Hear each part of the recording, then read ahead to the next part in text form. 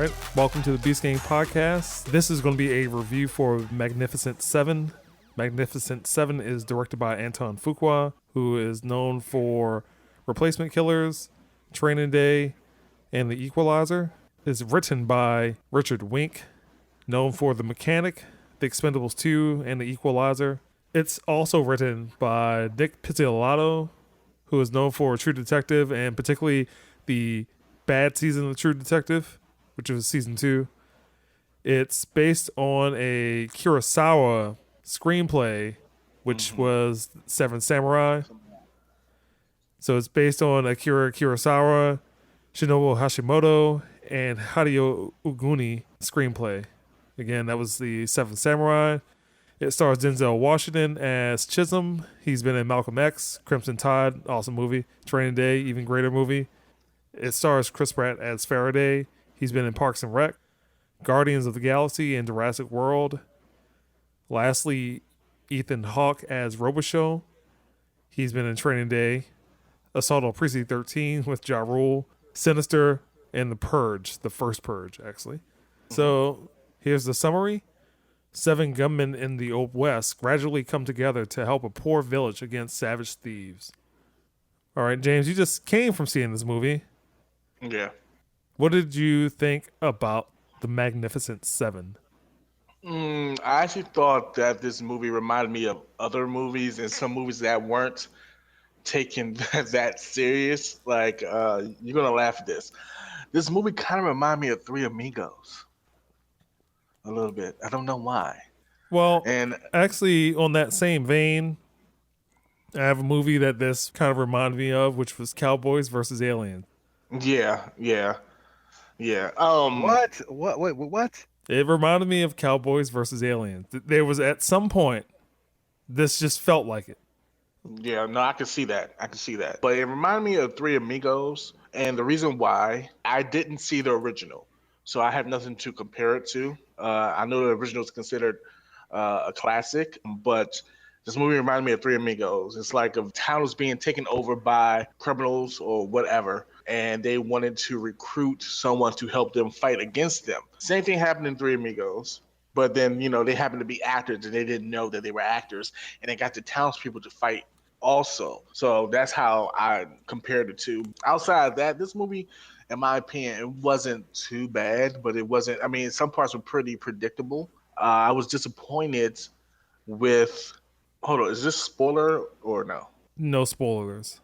Okay, I was disappointed with the outcome of certain events that happened, but I was also entertained by this movie.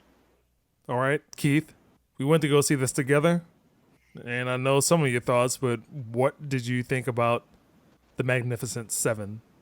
I thought it was by the numbers, every bit of it, every beat, every rhythm, every style, the pacing of it, everything about it was like every other action movie that was out there that that's come out. Denzel Washington being a bounty hunter, a decade or two after the Civil War and stuff, it didn't make much sense to me because it kind of wouldn't really happen like that, especially being by himself. But it was fine. And, I could easily suspend disbelief because it's Denzel Washington and she's got that screen presence. I thought all the actors did well. Everyone did well. The dialogue was fine, but it felt way too flat. It's like tonally the movie was off base.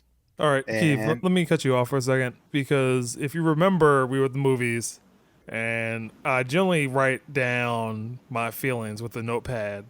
Keith turned to me. He was like, "Oh, you're writing down notes." And the note that I was writing was tone is off. And the tone is off in this movie completely because we were talking about it where it seems a total line of something that's super PG-13 and it needs to go kind of in a hard R direction. A real hard R. Like, I'm talking about body parts, like somebody gets shot in the head he should have gone Quentin Tarantino. Like, I guess that's what I was looking for. After watching Django Unchained a couple of years ago, 3 years ago now? Yeah, I want to say it was 2012, 2013. Watching Django Unchained, and I remember watching that, and I remember just thinking, hey, good Lord. And it broke ground for a Western and the concept and being in that time period and everything. And this just kind of like, they just took the old movie from the 70s and just updated it with some new actors and everything. They didn't do anything different. Antoine Fuqua is technically a good director. He doesn't go for the whole trick shots and special effects shot as much as everyone else does nowadays. But he's a good storyteller, and the story was told well. It was just lacking. It was too by the numbers. It was kind of like if you saw the original Magnificent Seven, you saw this movie. All right. So hold up, did you see the original? I watched bits and pieces of it over the years. See, I know my grandfather seen it because I know he was really into westerns. I didn't see it, so I mean, to me, I would like to see it just to see like how it kind of syncs up. But Well, the I agree last with you. time that I saw that was probably around the time that True Grit came out because they were showing a lot of westerns. So Unforgiven, Tombstone, those level of movies around the time that True Grit came out. Well, let me go ahead and give my thoughts. I was at the movie theater. Keith and I saw it, and it's time to move on with my life. Yeah. Yeah, pretty much. I mean, Well, I was well, entertained by it, but that was it. Like right now, I'm just like whatever. cinematically, it's good. There are iconic western shots that happen. Yeah. The music was also on point, along with the cinematography. But everything else, it's not a career-defining role for anyone in the movie. It's good to see Denzel Washington and Ethan Hawke together. But all the side characters were either average or bland. Something else that I wrote down was that the opening sequence was boring. Yeah. I mean, it served to set it all up. No, because as we were talking about the tone of that was off compared to the rest of the movie. Where that seemed to be really funny. So I'm like, oh, is this supposed to be funny or is it supposed to be serious? But it's supposed to be serious because it's like it's the stranger that walks into town, stranger comes to help everyone, and then he's off on the next adventure. But that initial scene was just, it went funny the way the camera angles were, these extreme close-ups at certain points. And the next thing was that I just felt the ending was unfulfilling, which kind of goes back to what we were talking about, that it needs to be a hard R. So if you've seen something like Bone Tomahawk, where that is a very bloody Western, this is what that needed to be. It needed to be Django level, not comedic. It needed something to hook it, because otherwise, again, it's very bland. So it's like you either capture someone with the story, you're going to capture them with the action, and they did neither. You know what? I agree because, like I said in the beginning, the intro was kind of bland. I actually, like I said, to me, this movie was it was entertaining for the time it was there. The acting was, I agree with the acting. The acting was pretty good, so I was entertained and I was intrigued with the characters. Like I believe Chris Pratt did a good job, but to me, he No, did a good job for playing Star Lord. It seemed like he was just playing Star Lord or just himself. It was no deviation, but I like Chris Pratt. So I mean, that is Chris Pratt playing Chris Pratt. Like, exactly. That is. So that's why I said that I think he did a good job because I like Chris Pratt, but it was nothing. It wasn't something that he was expanding his range on or anything like that. Only actor that I think was doing something a little bit different, and I think he's a great actor. And I just think that sometimes he doesn't get enough recognition. Was Vincent? I can't miss. What's his last Vincent name? D'Onofrio. Hello, James. I'm going to talk like this to the whole movie. Yeah, but you know what was funny about Vincent that? D'Onofrio, When I heard him speak like that, the first thing came in my mind was Full Metal Jacket. I don't know why, because you know, if you've seen Full Metal Jacket, he was kind of like soft spoken, and he ended up going crazy in that movie. But I mean, it was different. I mean, he still had his huge stature. He didn't lose weight for his role. I mean, it seemed like he may have just came off of doing Kingpin and just grew a beard and hair real quick within a matter of months and was ready to do the role. I mean, it was just, like I said, it was an entertaining movie for what it was. Is it memorable? No. I probably wouldn't. There should not be any Oscar talk for this movie at all. Oh, hell no. No, not at all. Because someone will say, just kind of in the case of last year with some certain movies, that, oh, this should be up for Oscars. I'm like, no, this movie is completely average. And this is just something that would be on TNT or TBS on a Saturday. the big thing for me is that a reboot of a reboot in the A season of reboot of a reboot. yeah, in the season of reboots, where this is a reboot of Seven Samurai that was rebooted into a western called Magnificent Seven, And then, yeah. which is now has been rebooted with Denzel Washington headlining the Magnificent Seven. I just feel burnt out on reboots. That's all this summer's been. Well, I mean, right Reboots now we're in the and fall, unnecessary so sequels. the season of Oh, yeah, the reboots fall. It is fall continues. now. But that's all this movie season has been so far, from beginning of the summer till now. It seems like that's all there is. This goes back to what I said before with the lack of creativity in Hollywood. It just seems like they just want to bring up or reboot something that's already been done successfully and just try to change it up and fail miserably. Let me stop you right there, gentlemen. That's what movie fans want to see. Case in point, Star Wars: The Force Awakens. That's not really a Yeah, reboot. yeah. It was a total reboot. It was a total. No, it was just a continuation of a story, which they did. Well, it is technically a reboot at some point, but let Oh, me. because the story's like basically episode 4. Oh, yeah. Well, yeah. Touche.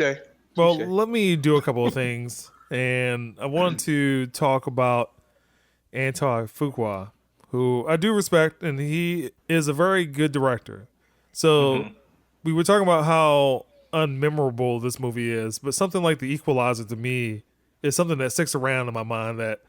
That is the level of action. That is the level of what I want out of a movie, where that tone is very serious and is very violent. And in something like the Wild West, which was a very lawless, violent place, this movie it stays in a very certain film. lane. That's what they made. Yeah. They made it a family film, and Yeah. kind of like, I mean, the original Magnificent Seven wasn't a family film.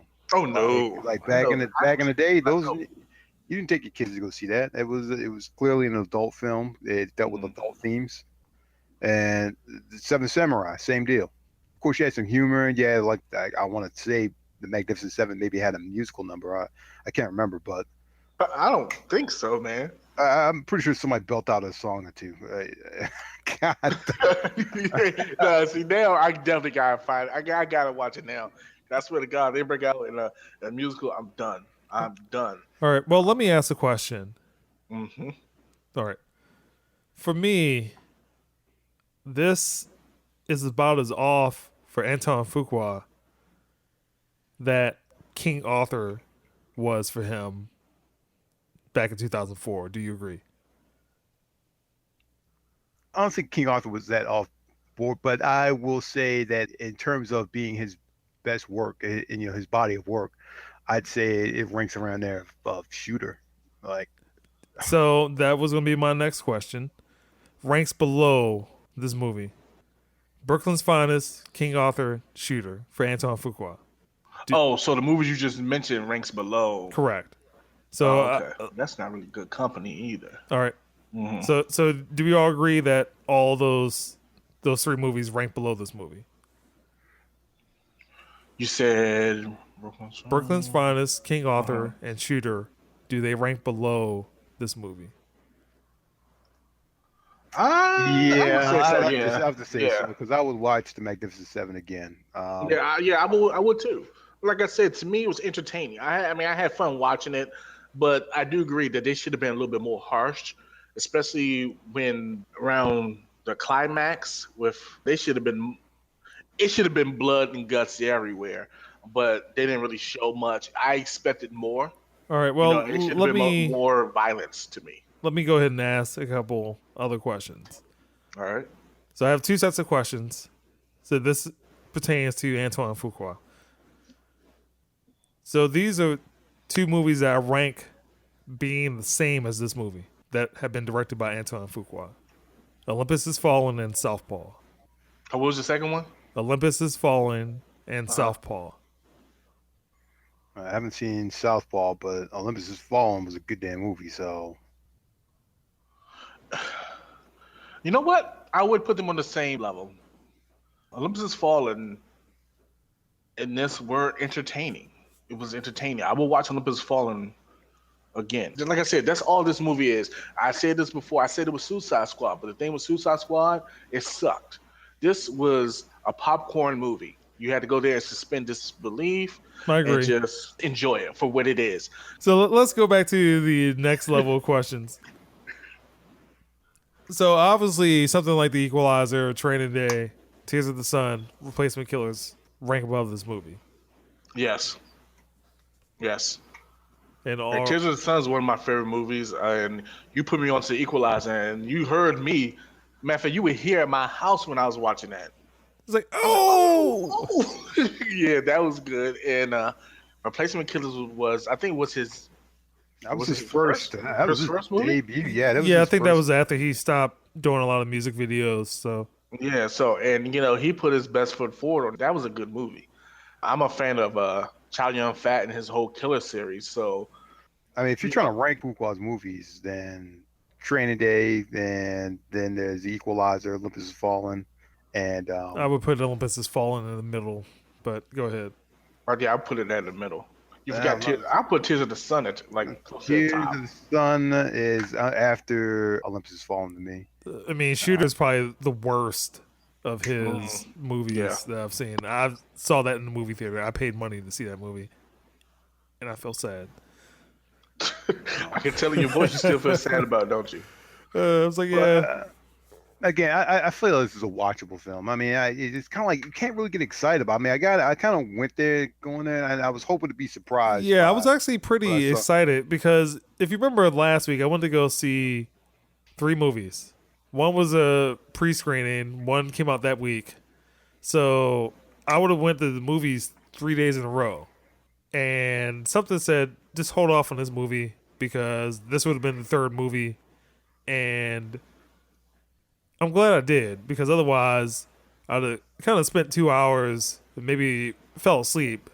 But let me go on with the other questions I have. So these are just Westerns, kind of more modern Westerns that just want your thoughts on these movies. So they're kind of ranked in the same as being lower tier, middle tier. So the middle tier would be equivalent to this.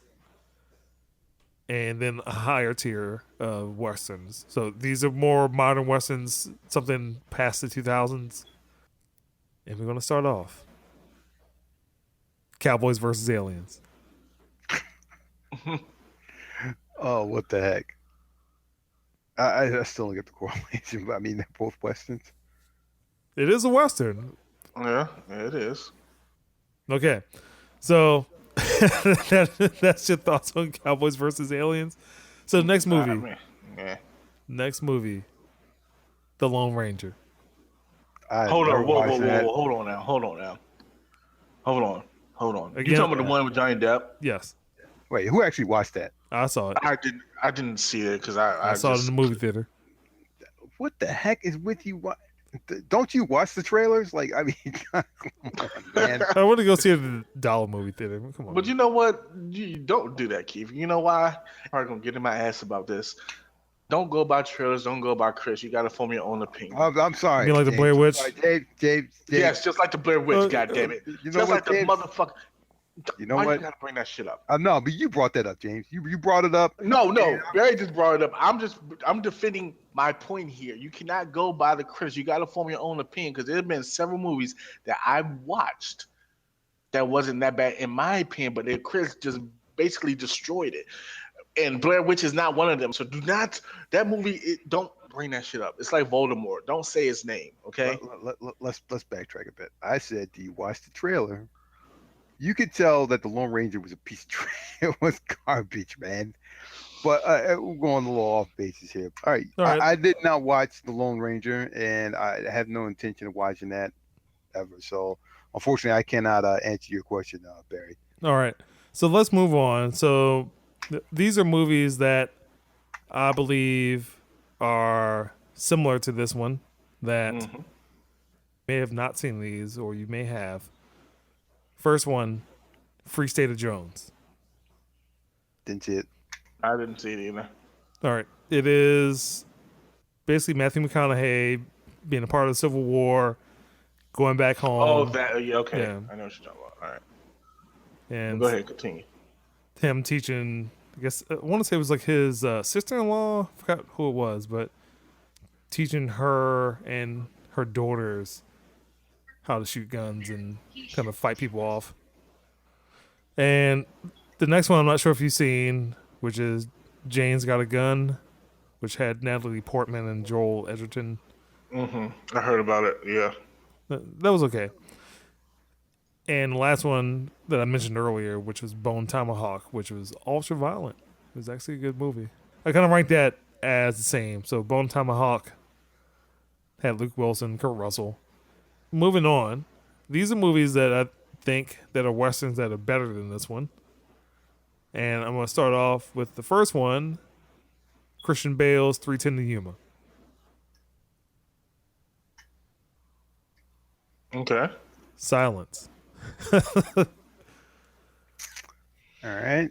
I can see that. Go ahead. Do you think 3:10 to Yuma is better than this movie? Yes. And the fun thing I, about it, I actually saw I always watched the original. I didn't see the remake, but the original was actually pretty good. So I saw the Russell Crowe version, and I'll be honest with you, I think Magnificent Seven was better than this. Actually, you know what? It was far more watchable. I didn't finish the 3:10 to Yuma. see, I think 310 and Yuma, from like I said, what I saw was more of a story to it. It wasn't a lot of action. This one probably had a lot more action. That's probably why you said it's more watchable than anything else. All right, so let's move on to the next movie, Okay. True Grit.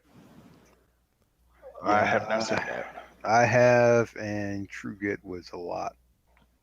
It wasn't just a better movie and better directed and better written. It was actually a lot funnier than this movie as well. It was a lot more entertaining, I think. All right.